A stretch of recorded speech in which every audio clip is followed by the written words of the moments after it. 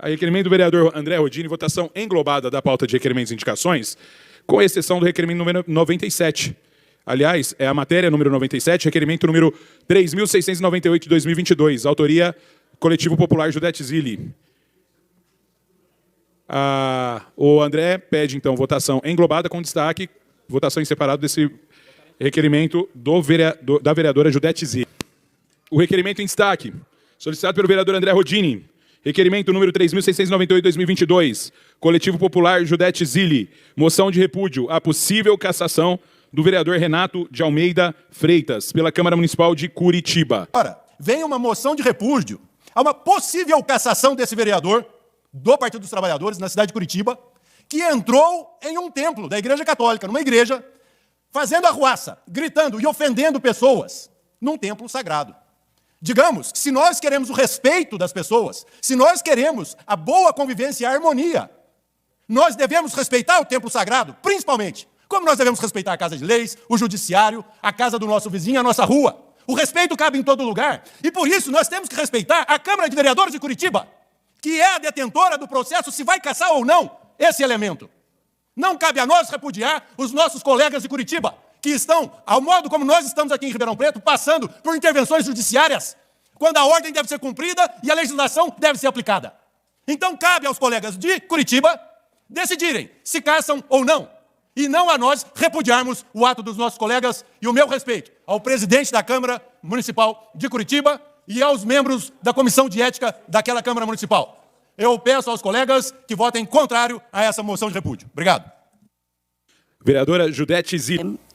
Eu gostaria de justificar a nossa moção e contextualizar um pouco esse fato ocorrido no início de janeiro e que tomou conta de todas as mídias sociais e de todos os meios de comunicação. Há diferentes versões sobre esse fato. E o que nos fez fazer essa moção foi justamente grupos ligados também à igreja, a movimentos sociais, a comunidades eclesiais de base, que, conhecendo o histórico dessa igreja em Curitiba e toda a ação desse vereador bastante jovem, negro e periférico na cidade, entendeu que não houve abuso qualquer no sentido do desrespeito ao sagrado.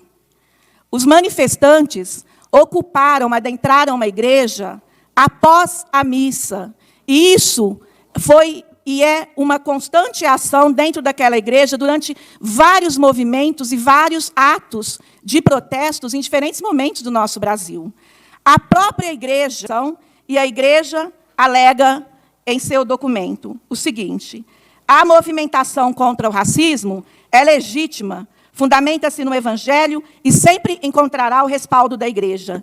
Percebe-se na militância do vereador o anseio por justiça em favor daqueles que, historicamente, sofrem discriminação em nosso país. A causa é nobre e merecem respeito. A própria igreja... Afirma que a igreja, o próprio padre, a igreja, não está favorável a esse ato de expulsão do vereador. Se a própria igreja de Curitiba faz um manifesto em favor ao vereador, né, então isso significa que a situação não é da forma que está sendo colocada. Está sendo... Então, a este vereador. Exatamente. Então, a igreja não está favorável ao vereador. Ela é contra a penalidade máxima, mas que seja aplicada uma penalidade a este vereador.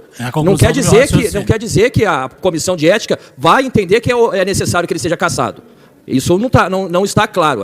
Já estão colocando que ele será cassado. A igreja é muito clara no que diz. A igreja diz que não entende que seja necessária a cassação, ou seja, a penalidade máxima. Mas ela entende que existe a necessidade de uma punição a este vereador de Curitiba. Ela coloca... são duas situações, né? Primeiro, a comissão de ética já decidiu pela cassação, agora vai para o plenário. Essa é uma situação já definida. E a situação da igreja, ela diz, caso haja uma punição, que não seja a cassação. É a forma que a igreja coloca. Então, como disse o vereador França, na última sessão a gente fez discursos e falas denunciando, né, falando sobre a falsa abolição e como nosso país e a nossa cidade sofre influências e como a população negra sofre violência, não tem acesso a direitos e, inclusive, tem uma menor representação nos espaços, como os espaços políticos. E aí o que a gente faz? De forma oportunista, a Câmara Municipal de Curitiba quer cassar um mandato de um vereador, um dos poucos representantes negros. Então, assim, vamos pela coerência. Então, eu encaminho o voto favorável à moção de repúdio contra a cassação. Ofendendo o sentimento religioso dos cristãos com palavras injuriosas e palavras de ordem contra a fé católica, evangélica, contra a fé cristã. E se vocês se negam a admitir, existe cristofobia. Uma jovem foi morta na Nigéria por dizer que Jesus é grande. Existe cristofobia.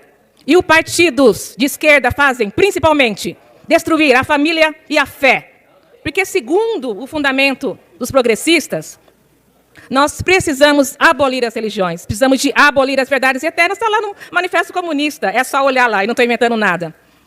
Então, abolir a fé, as verdades eternas, são essas estratégias, essas táticas sujas.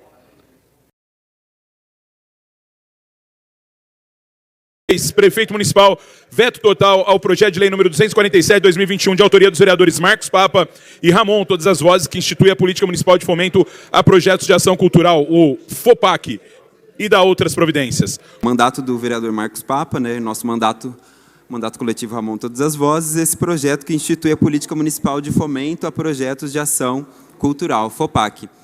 A gente tem dialogado na casa sobre o orçamento para a cultura e a importância de construirmos políticas públicas em nível de município, políticas públicas que devem ser estruturantes, sobretudo aquelas políticas no campo do fomento. Então, a gente vem apresentando que hoje a prefeitura sempre contingencia as verbas da cultura e que hoje a gente tem um investimento muito pequeno, nós aprovamos a lei na casa e veio o veto. Nós já tivemos outros projetos de lei sancionados pela prefeitura, inclusive artigos, né, que compõem a nossa lei, a FOPAC, atual vetada, são muito semelhantes a outros, como o próprio Cultura Viva. Então, assim, a gente discorda do veto, vamos recepcionar, acolher o veto, mas com o compromisso de dialogar com a prefeitura, juntar os mandatos todos que vêm dialogando sobre a temática das políticas públicas municipais, as políticas estruturantes e de fomento, construir essa indicação para a prefeitura e que a gente possa ter o compromisso de vir um projeto por parte do governo. A Política Municipal de Fomento a Projetos de Ação Cultural. Uma lei cuidadosamente elaborada, com base em leis que estão vigindo no Brasil e que, como o próprio nome diz da ementa, fomenta os projetos de ação cultural. Conversamos com várias fontes. Essa lei está sendo amadurecida, na verdade, desde 2013. E nós estamos trabalhando nisso, finalizamos o trabalho com o coletivo Ramon Todas as Vozes. Eu estou pedindo para os nossos colegas acolherem o veto, mas eu não vou deixar de dizer que o argumento usado pelo prefeito para vetar esse projeto não vale. O veto está tecnicamente muito mal elaborado. Muito mal elaborado. O projeto do vereador Ramon e do Marcos Papa. Eu li atentamente ao projeto, ouvi a justificativa de ambos e quero fazer aqui uma colocação que anda nos incomodando muito. É bastante comum chegar o veto do prefeito nessa casa, os vereadores fazerem um discurso completamente favorável à ideia do projeto, às iniciativas, e encaminhar para que a gente aceite o veto do prefeito. Nós temos recebido muitas demonstrações de munícipes que, além de não entender, não concordam com isso. E por isso eu vou votar não hoje em todos os vetos do prefeito, inclusive o do vereador Paulo Modas também, que é um projeto importantíssimo e que sofreu veto. O projeto é inconstitucional, ou tem vício de iniciativa, passou pela Comissão de Justiça dessa casa, foi aprovado, e eu vou manter o nosso voto, sim, hoje encaminhando contrariamente. Caminhando não, votando, né?